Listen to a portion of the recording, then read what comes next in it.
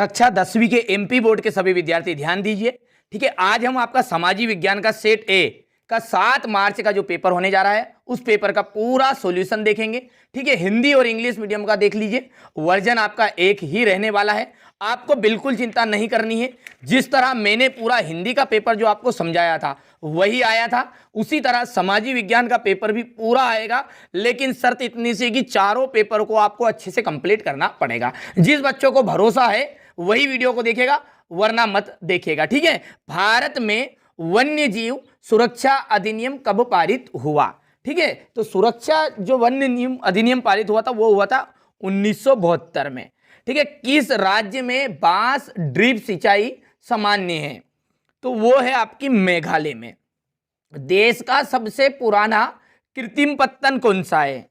सबसे पुराना कृत्रिम पत्तन है चेन्नई। ठीक है, 1804 की नागरिक संहिता को किस नाम से जाना जाता है? नेपोलियन संहिता। भारत में साइमन कमीशन का जो बहिष्कार किया गया था वो क्यों किया गया था? क्योंकि देखिए, साइमन कमीशन का बहिष्कार इसलिए किया गया था कि इसके सारे जो लोग थे वो अंग्रेज थे। अब अंग्रेज थे मतलब इसमें भारतीय कोई नहीं था। ठीक है, ग्रामीण सरकार को कहा जाता है नगर कमेटी। ठीक है, भरोसा रखिए, विश्वास रखिएगा। देखिए, जो बच्चे कमेंट कर रहे हैं कि पेपर नहीं आया था हिंदी का, उनके लिए मैं एक महत्वपूर्ण सूचना ये दे रहा हूं कि भैया मैंने पहले ही हर वीडियो में कहा था कि 4 तरह के पेपर मैं आपको बताऊंगा।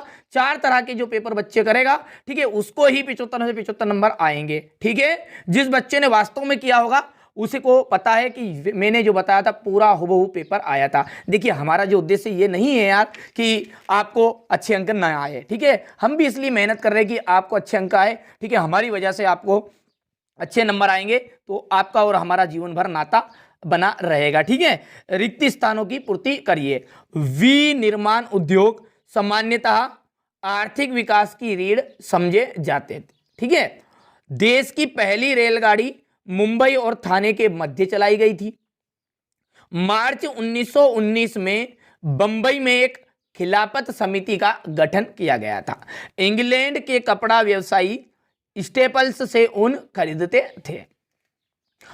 लोकतांत्रिक सरकारों में क्या नहीं होती? पारदर्शिता नहीं होती। आपको चिंता नहीं करनी, 23 के 23 प्रश्न ही बताऊंगा, चाहे वीडियो कितना ही लंबा क्यों ना हो। ठीक है, पूरा सॉल्यूशन समझाऊंगा एक एक चीजों को। 7 मार्च के दिन पेपर है और पूरी इस तरह से तैयारी कराऊंगा कि ठीक है कि आपको 75 से 75 नंबर आएंगे। ठीक है भैया, तमिलनाडु में ग्रामीण क्षेत्रों के आज भी 90% से ज्यादा लोग जो लोग हैं वो राशन की दुकान का प्रयोग करते हैं। ठीक है, यानी गरीब लोग हैं।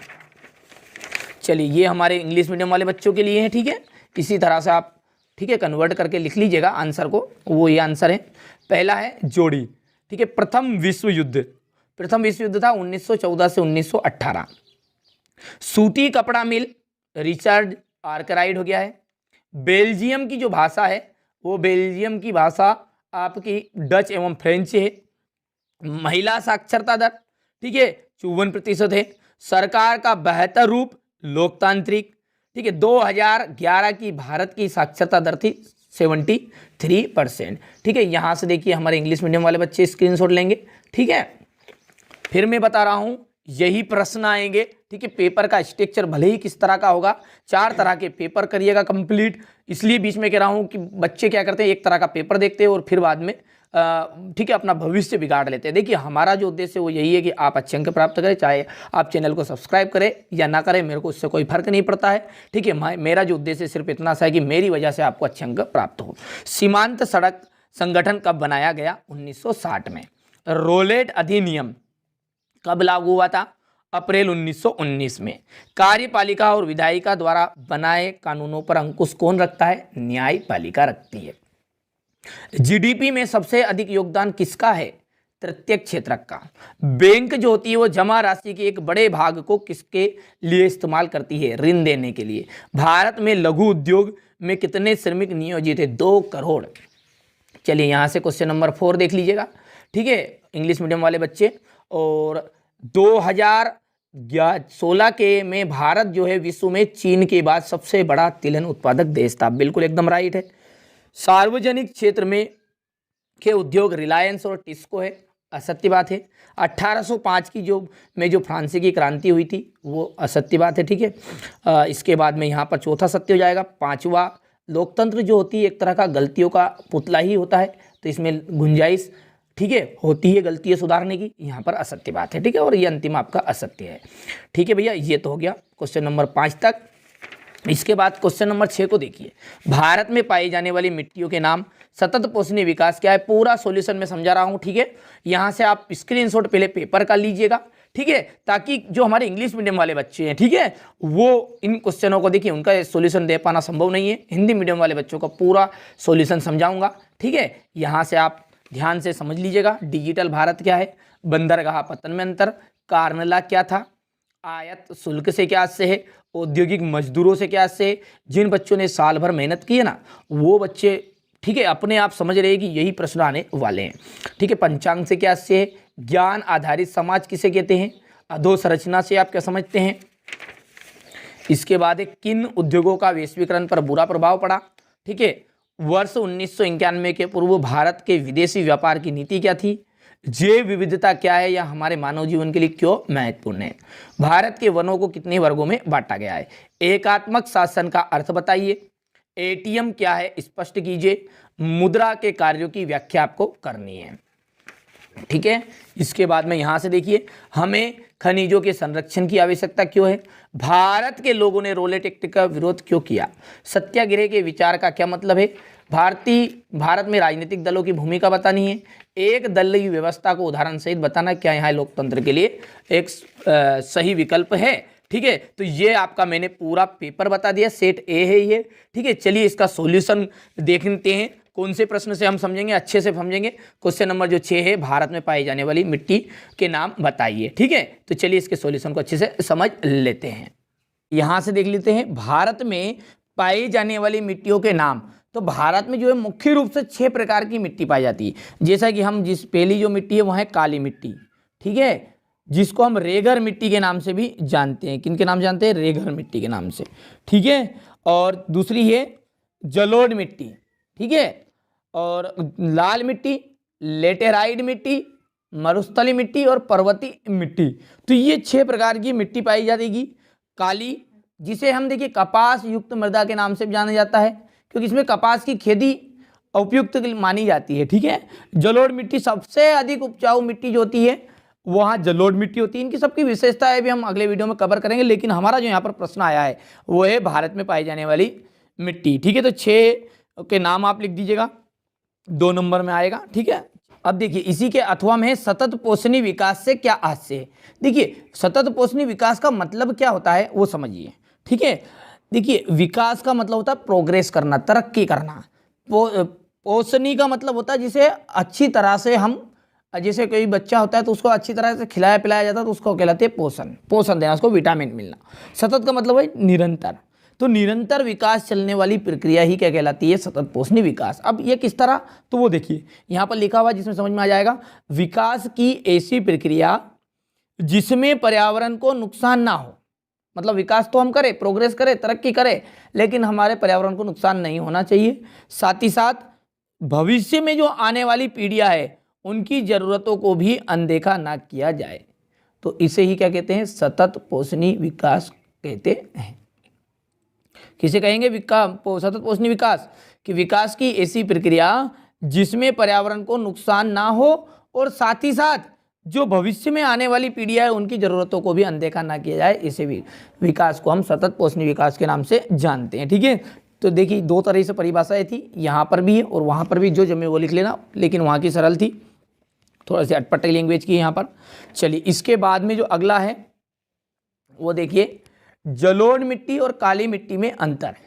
देखिए जलोढ़ का मतलब क्या होता है, नदियों के द्वारा बहाकर लाई गई मिट्टी जलोढ़ मिट्टी कहलाती है, ठीक है। जलोढ़ मिट्टी कहाँ की बनी, जो नदियों द्वारा, तो ये अधिक उपजाऊ होती है, ये थोड़ी कम उपजाऊ होती है।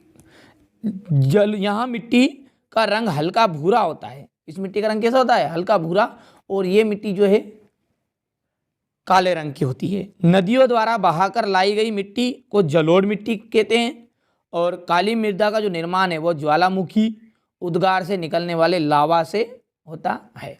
ठीक है, 2 नंबर का आएगा, 2 नंबर में बस इतना लिखिएगा, ज़्यादा लिखने की कोई ज़रूरत नहीं है। चलिए, मृदा संरक्षण से आप क्या समझते हो? मृदा संरक्षण, संरक्षण का मतलब क्या होगा? उसके नुकसान जो हो रहा है उससे उसकी रक्षा करना। संरक्षण का मतलब क्या होता है? रक्षा करना। अब मिट्टी की रक्षा करना किस तरह से? तो मिट्टी के अपरदन या क्षय को रोकना ही मृदा संरक्षण कहलाता है। किसे कहते हैं मृदा संरक्षण? मिट्टी का जो कटाव है या बहाव है, ठीक है, यानी कि हम स्वाभाविक रूप से कह सकते हैं, यहां पर लिख देते हैं और सिंपल लैंग्वेज में, मिट्टी के कटाव या बहाव को रोकना ही मृदा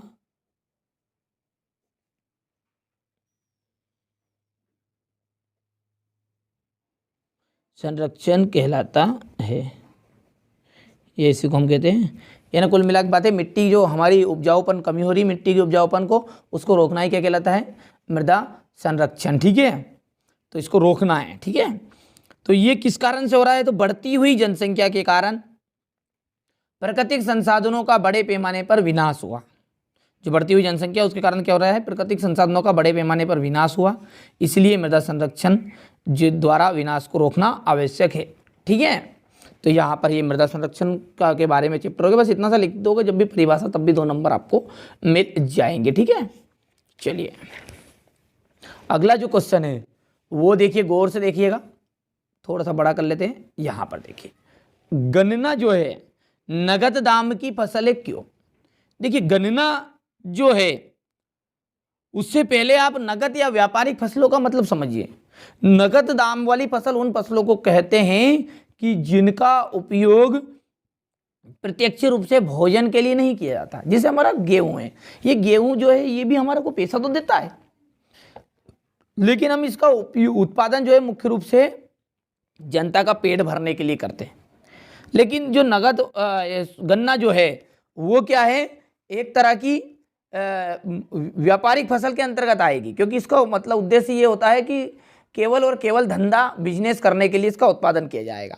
तो देखिए, ठीक है, नगद और व्यापारिक फसलों का आशय उन फसलों से है जो प्रत्यक्ष रूप से भोजन के लिए उत्पन्न नहीं की जाती, ठीक है, किंतु उन्हें बेचकर नगद राशि प्राप्त होती है।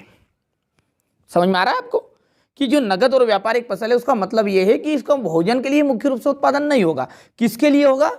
केवल और केवल धंधा पानी, यानी कि बेचकर थोड़े से नगद पैसे प्राप्त किए जाए, इसलिए इसे नगद दाम की फसल कहते हैं। इसमें ठीक है, कपास, चाय, कॉफी, तिलहन, सोयाबीन, गन्ना, तंबाकू, रबर आदि है। इसलिए इन्हीं कारणों से क्या कहलाती है? जो गन्ना है वो नगद दाम की फसल कहलाती है। ये भी नगद दाम की फसल के उदाहरण ही है। चलिए अगला प्रश्न है आपका 8वें का अथवा, खरीफ और रबी की फसल में अंतर बताइए। देखिए, खरीफ, ध्यान से समझिए, आप तो अंतर जीवन भर याद रहेगा। अब आपको खरीफ और रबी का किस तरह से वो समझते हैं। देखिए यहाँ पर लिखा हुआ है खरीफ। खरीफ का मतलब समझते हैं आप? जो हमारी बरसात में फसल बोई जाएगी। रबी का मतलब है जो ठंड में बोई जाएगी। ठीक है भैया, तो इनको याद करने की ट्रिक कैसे रहेगी वो समझ लेते हैं। देखिए, जो हमारा सोयाबीन है और गेहूं है, दोनों को यदि आप लिखोगे, जिसे मैंने यहाँ पर लिखा हुआ है सोयाबीन,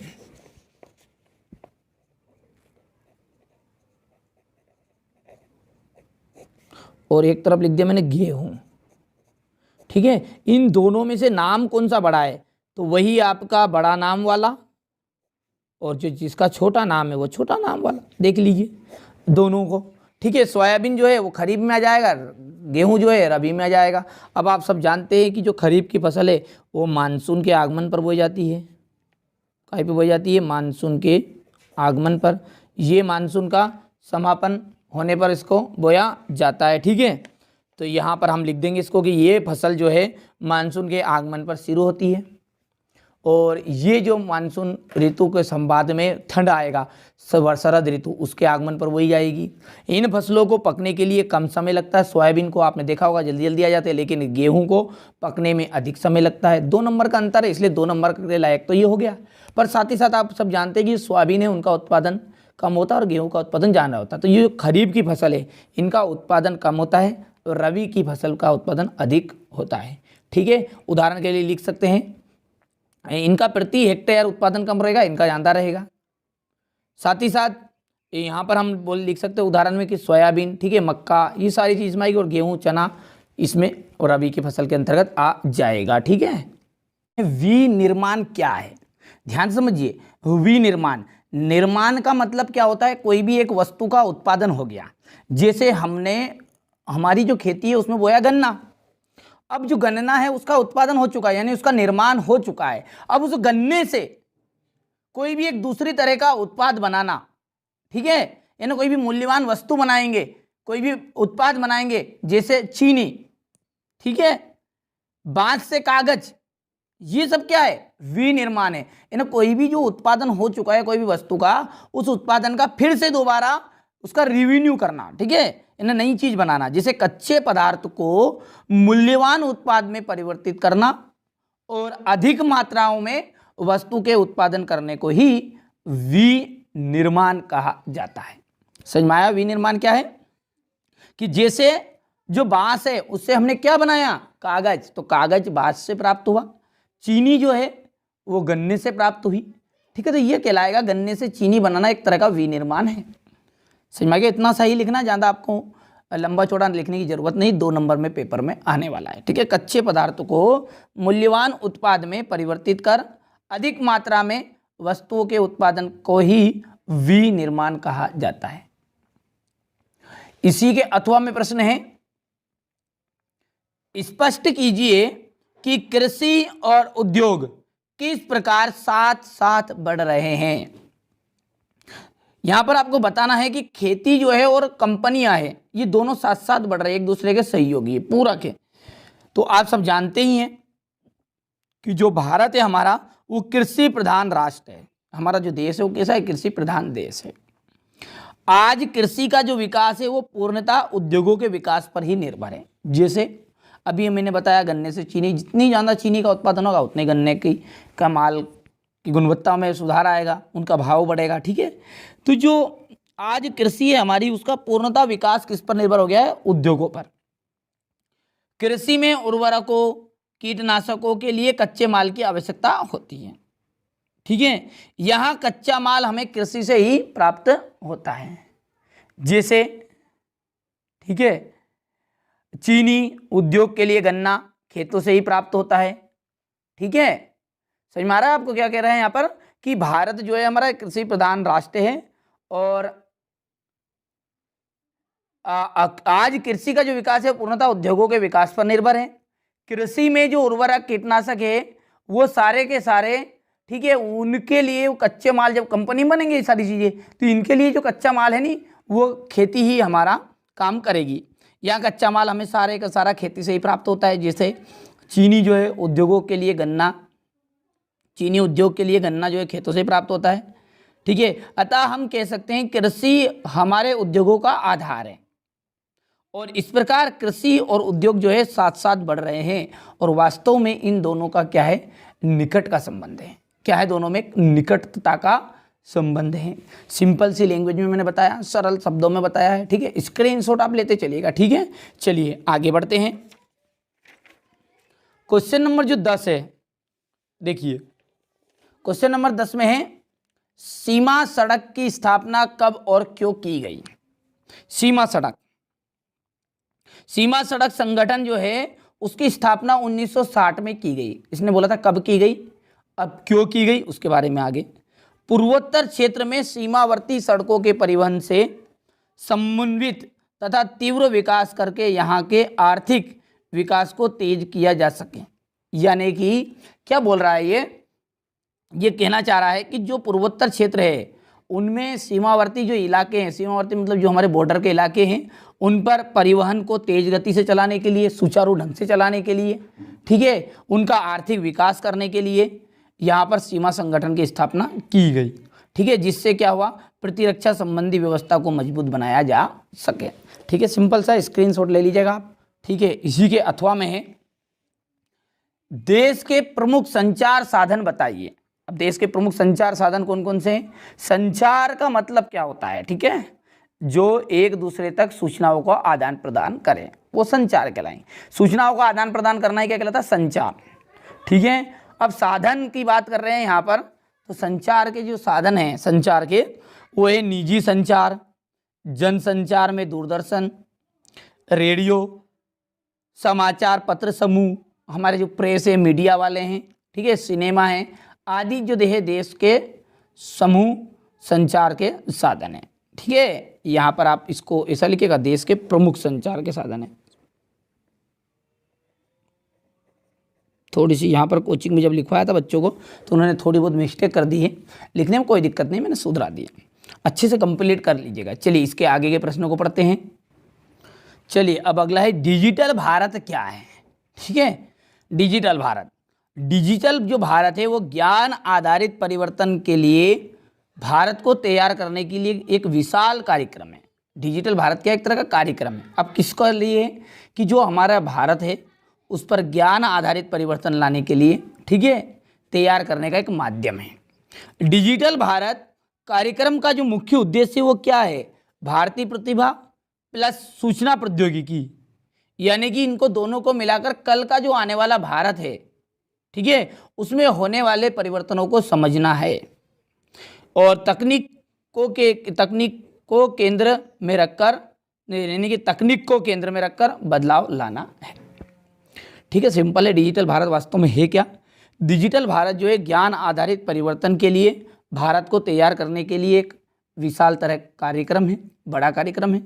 डिजिटल भारत कार्यक्रम का जो मुख्य उद्देश्य है वो IT प्लस IT, यानी कि इसका मतलब भारतीय प्रतिभा प्लस सूचना प्रौद्योगिकी, यह अर्थात कल का जो आने वाला भारत है उसमें होने वाले परिवर्तनों को समझना है, साथ ही साथ तकनीक को केंद्रों में रखकर ध्यान बदलाव लाना है, ठीक है। इतना ही लिखिएगा, 2 नंबर का आता है वो तो, ठीक है। इसी के आगे वाला जो प्रश्न है उसको देखते हैं, ठीक है। यहाँ पर इसका खाली था इसलिए वहाँ से बता दिया। आगे बढ़ते हैं। अब है बंदरगाह और पत्तन। देखिए समुद्री जो मार्गी में जहाज लाते और ले जाते हैं उनमें 2 तरह के स्थान रहते हैं। एक तरह को हम कह सकते हैं हमारा जो आराम करने का, ठहरने का स्थान रहेगा वो 2 तरह का रहेगा, एक तो बंदरगाह और दूसरा पतन। देखो बंदरगाह से पहले आप पतन को समझिए। पतन का मतलब क्या है? जहां से माल को लादेंगे और उतारेंगे। समझ में आ रहा है आपको? जैसे मैंने आपको कहा कि यहां पर भोपाल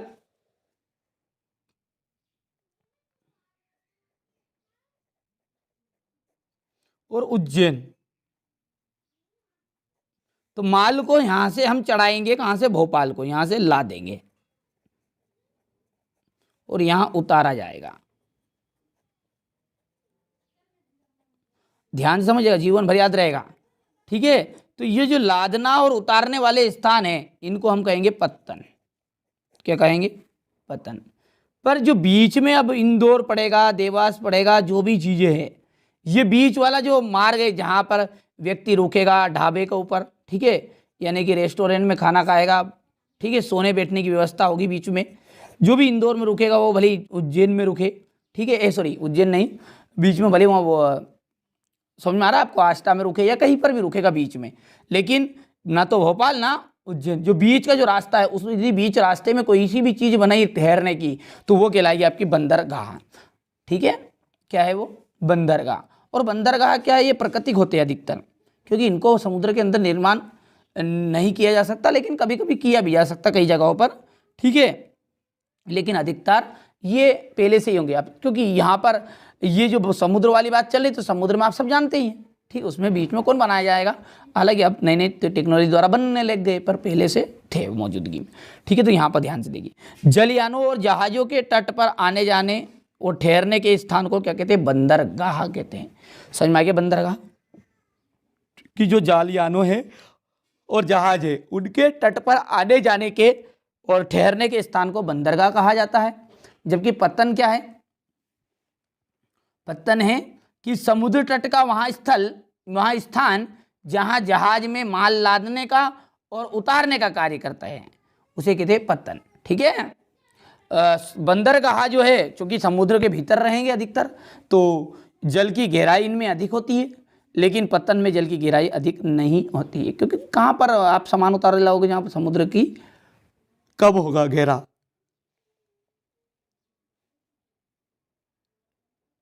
ये प्राकृतिक होते हैं तथा इनका निर्माण भी किया जा सकता है, लेकिन ये प्राकृतिक नहीं होते क्योंकि इनको बनाया जाता है कि कहाँ से हमें माल उतारना है। बढ़िया बाकायदे जैसे रेलवे स्टेशन रहता है ना, इस तरह से बनाया जाता है। ठीक है भैया, 3 अंतर है, 2 अंतर वैसे आते हैं।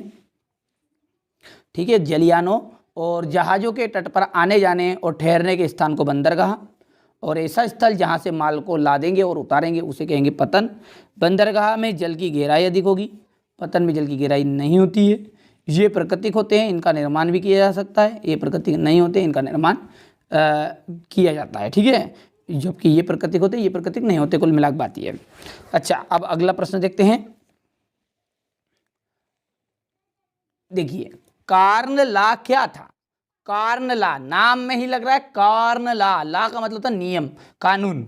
ठीक है, और ब्रिटिश सरकार ने क्या किया था कि जो पहले आपने देखा होगा जो किसान थे वो बहुत बड़े बड़े किसान थे, यानी कि उनके पास जमीन है ना, हजार एकड़, 10 हजार एकड़, 5 हजार एकड़ है। आज तो 2 एकड़ 3 एकड़ से ज़्यादा नहीं, हेक्टेयर 3 एकड़, 3 हेक्टेयर 2 हेक्टेयर, बस इससे ज़्यादा नहीं। ठीक है, पर लेकिन पहले जो ब्रिटिश सरकार के ज़माने में जनता कम थी और किसान भी कम थे। ठीक, जनता कम थी, किसान स्वाभाविक कम होंगे। तो क्या हुआ था कि बहुत सारे जमीनों के हमारे भूस्वामी थे। भूस्वामी मतलब जमीन के मालिक है ना, किसान बड़े बड़े। अब उन्होंने क्या किया, मक्का का जो आयात हो रहा था, आयात का मतलब क्या होगा, बाहर से मंगवाना, उस पर पाबंदी लगवा दी, क्योंकि वो बड़े बड़े थे, वो सरकार पर दबाव डाला, उन्होंने पाबंदी लगवाई।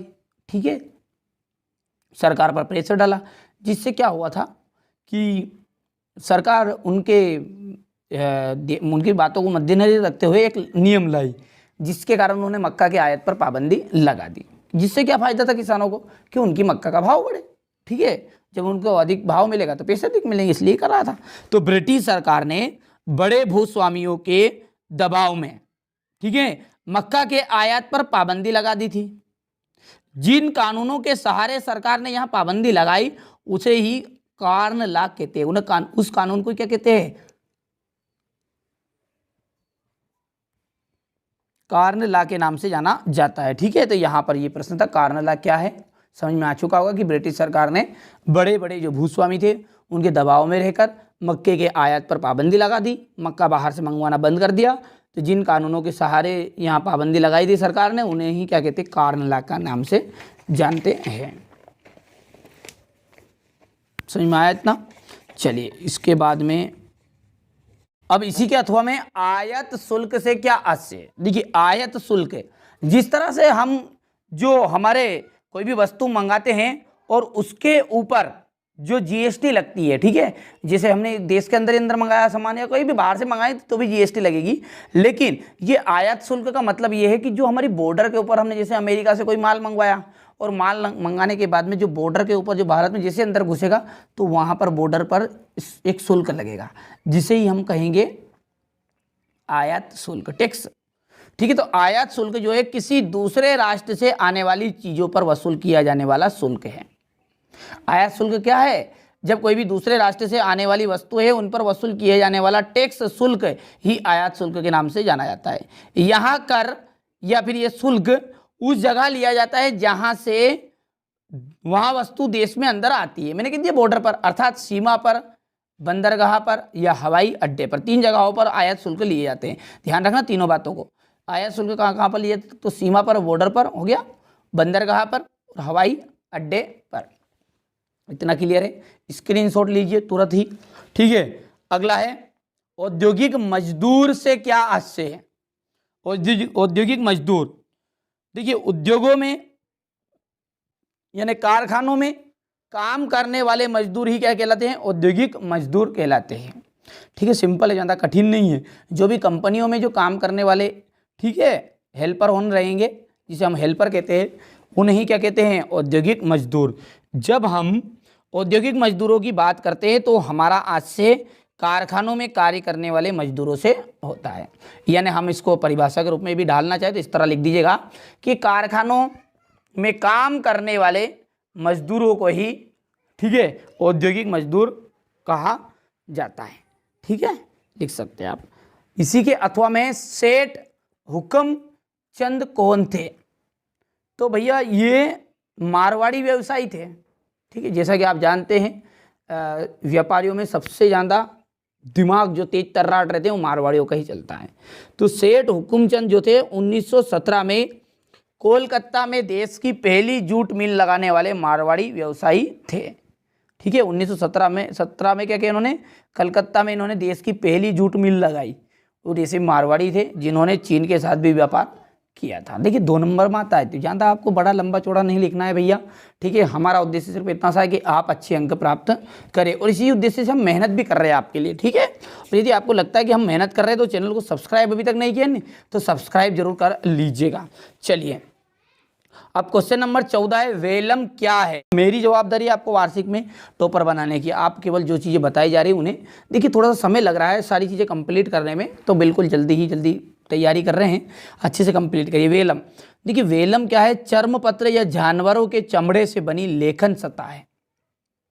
जो जानवर हैं उनके चमड़ों से बनी हुई, जैसे हमारे जो कागज है, ये कागज किससे बना है? बांस से इनसे बना है। ठीक है, तो जो वेलम है वो वेलम क्या है? चर्मपत्र या फिर हम बोल सकते हैं जानवरों के चमड़े से बनी हुई एक लेखन सतह रहेगी, उसे हम वेलम के नाम से जाना जाता है।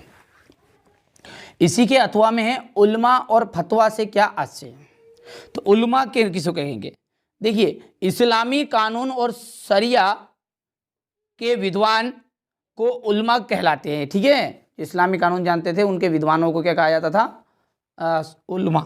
ठीक है, इस्लामी कानून जानने वाले। फतवा किसे कहते हैं? फिर ध्यान से दीजिए, अनिश्चय और या असमंजस की स्थिति में इस्लामी कानून जानने वाले विद्वान जो थे वहाँ मुक्ति के द्वारा, ठीक है, मुक्ति के द्वारा जाने वाले वैधानिक घोषणा को, ठीक है, फतवा कहते हैं। मतलब जो अनिश्चय या कोई सी असमंजस की घटना होती थी उसमें कोई भी जो उल्मा बोलते यानी इस्लामी कानून जानने वाले विद्वान, वो विद्वान कोई भी जो बातें कहते थे उसको क्या कहते थे? फतवा। ठीक है, वो घोषणा कोई भी बात की करते थे। चलिए अगला है, त्रिपिटिका कोरियाना क्या है?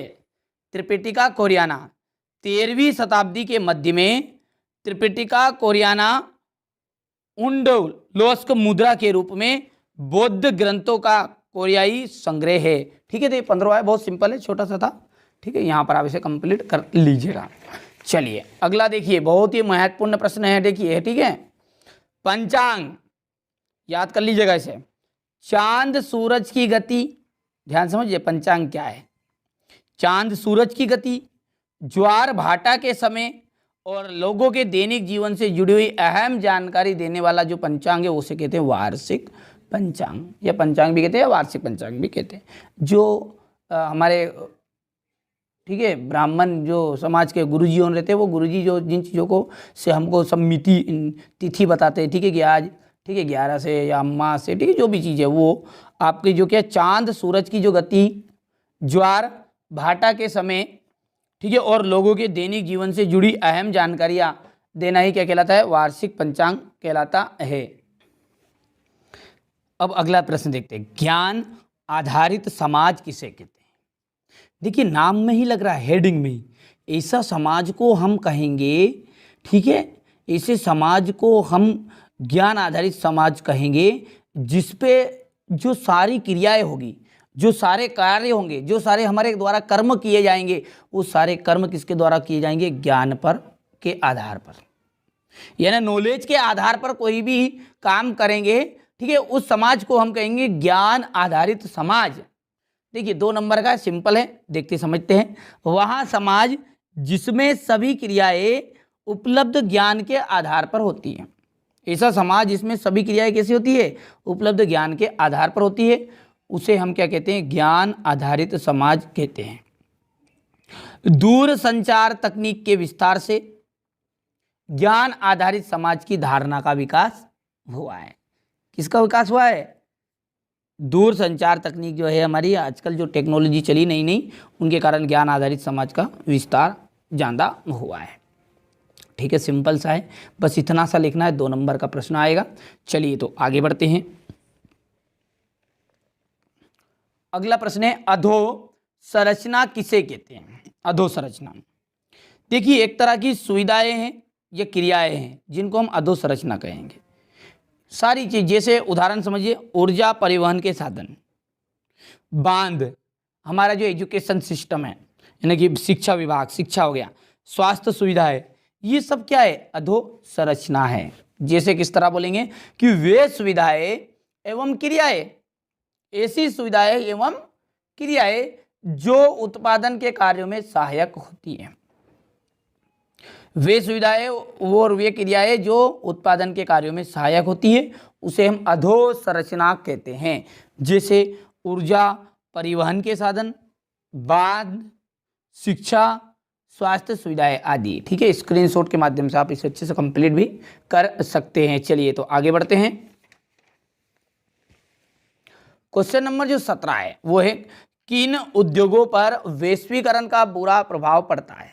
ऐसे कौन से उद्योग है जिन पर वैश्वीकरण का बुरा प्रभाव पड़ा? तो बैटरी जो है, ठीक है, देखो वैश्वीकरण का मतलब है, वैश्वीकरण का मतलब ये है कि जो संपूर्ण राष्ट्र वो एक इकाई के रूप में कार्य करेंगे, यानी सारे देश मिलकर, कोई सा भी देश जैसे पाकिस्तान या अमेरिका है तो अमेरिका में जाकर मैं कंपनी खोल सकता हूँ, वहाँ के देश वाला आके यहाँ पर कंपनी खोल सकता है। ये सारे जो देश मिलकर एक इकाई के रूप में कार्य करेंगे, सबका उद्देश्य यही होगा कि देश को आगे बढ़ाए। ठीक है, ठीक है भैया, सारे राष्ट्र मिलकर आगे बढ़े। तो इसके कारण इसका बुरा प्रभाव किस पे पड़ा?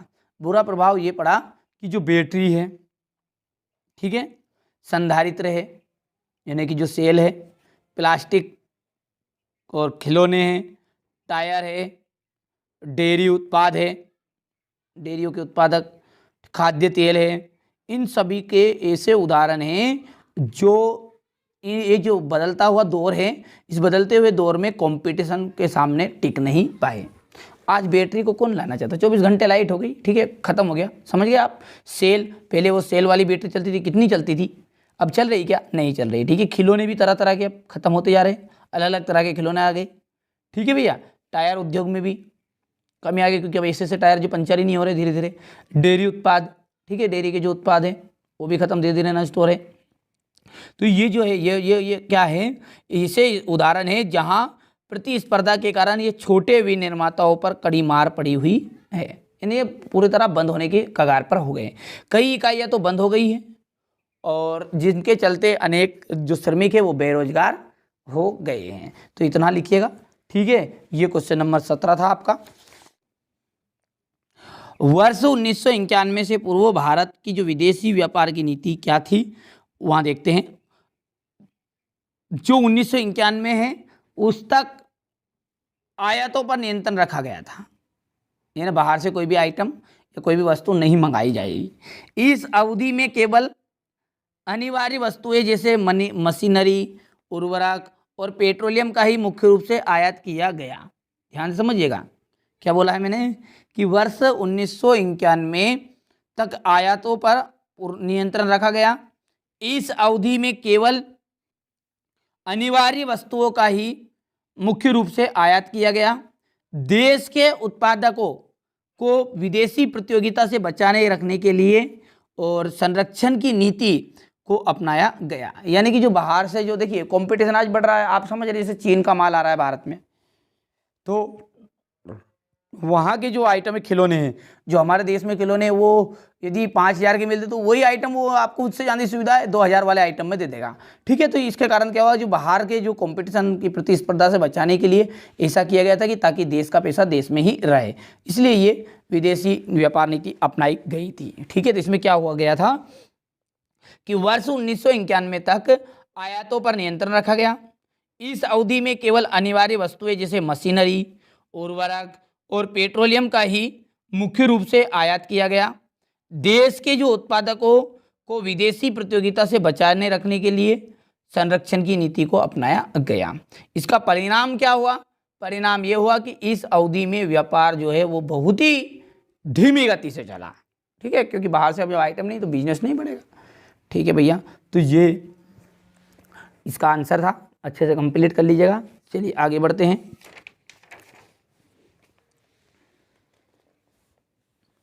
जैव विविधता क्या है, यहां मानव के लिए क्यों महत्वपूर्ण है? तो समझते हैं जैव विविधता क्या है। देखिए इसका जो आंसर है आप यहां से देखिएगा, क्योंकि यहां पर सिंपल लैंग्वेज में है।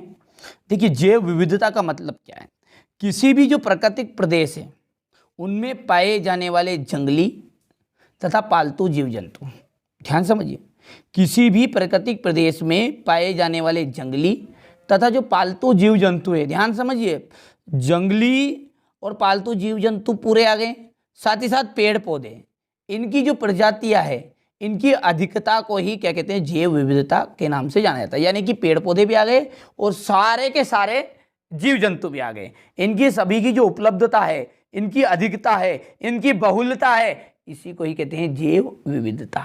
ठीक है भैया, सिंपल है। तो 2 नंबर में इतना सा लिखना है आपको। और आगे का जो प्रश्न बोल रहा है वो क्या बोल रहा है कि यह मानव जीवन के लिए क्यों महत्वपूर्ण है। देखिए क्योंकि यहाँ पर देखिए पूरे के पूरे चीज आ गए इसमें।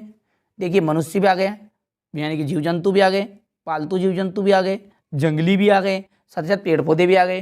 तो यानी कि ये जो है मानव की जो अनेक आवश्यकता होगी, जैसे पेड़ पौधे से आवश्यकता पूरी होती है, आप सब जानते हैं कि पेड़ पौधे या फिर फसल है जो इनके कारण ही तो क्या होता है, मनुष्य का जीवन चक्र टिका हुआ है। तो जैव विविधता के कारण ही मनुष्य को अनेक प्रकार की वस्तुएं प्राप्त होती हैं, जिससे उसका अस्तित्व पृथ्वी पर बना हुआ है।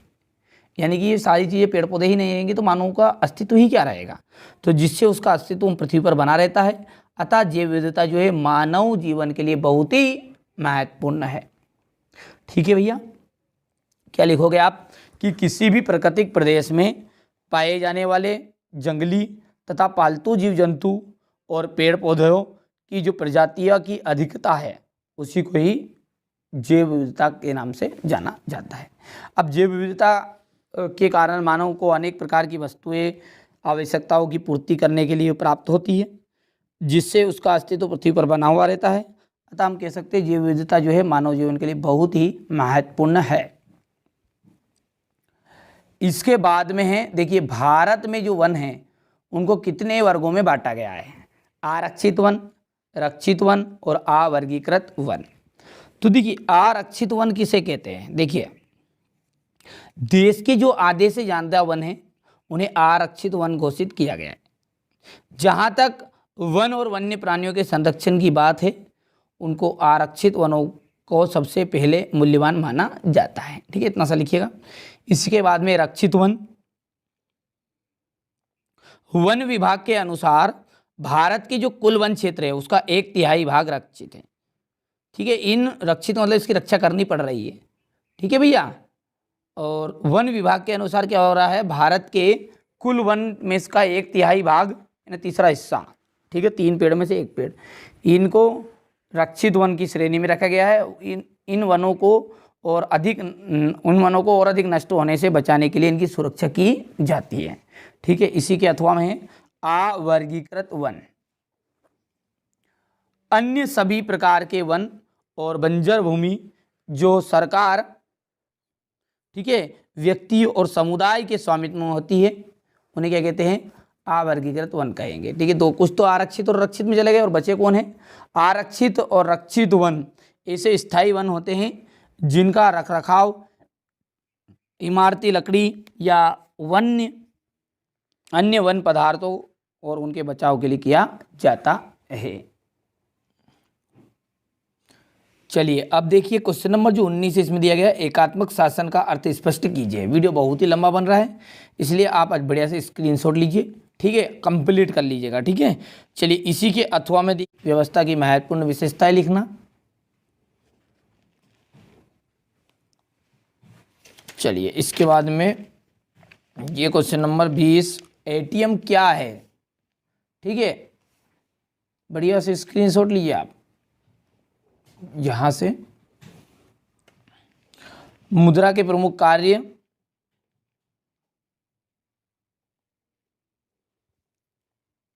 इसके बाद में यहां पर, ठीक है, क्वेश्चन नंबर जो 21 है इसमें दिया गया है हमें खनिजों के संरक्षण की आवश्यकता क्यों है, तो ये प्रश्न रहा इसका।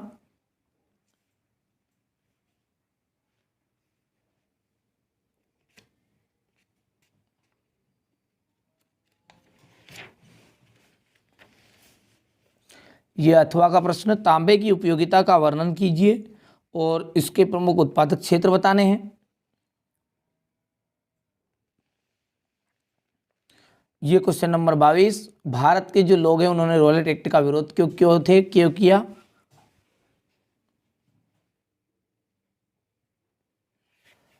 इसके बाद में यहां पर ये क्वेश्चन नंबर 3, और सत्याग्रह के विचार का क्या मतलब है।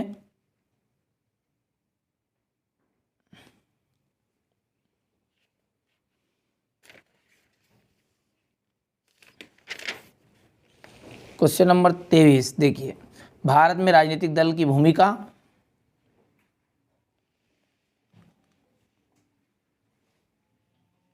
और ये जो अंतिम इसके अथवा का एक दलीय व्यवस्था को उदाहरण से समझाना है।